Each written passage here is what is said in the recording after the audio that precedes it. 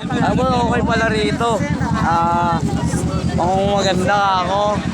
Nag-try kami yung mga best friend ko bahay kasi nakakuha sila ng price daan doon.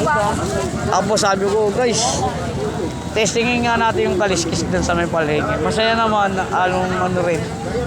Wala ng problema pag kakaliskis tapos tatanggalin pa yung mga asang Magagaling, no? Opo. Alam mo, sa unang tingin mo, alam mo napakahirap. Pero nung natutunan po namin agad, tapang pare. Uwi pa po kami Caloocan, hinihintay ko yung pinsan ko. Ba't isa lang po kayo? Buti hindi po kayo nahirapan. May kasama po kayo?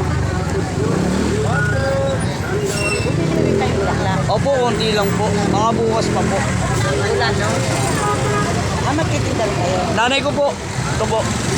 Siya po nagtitinda. Kanina nagtatanong kayong orchids kanina. Opo. Sabi ko, 500. Opo. At umalis kayo.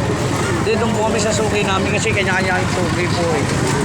Ito, dati ng suki ng mother ko nung maliliit pa po kami. Hindi naman po magkakaganyan yung mother ko, namanggaw sila ng sasakyan. Yung truck, driver po ng truck, ang buhangin.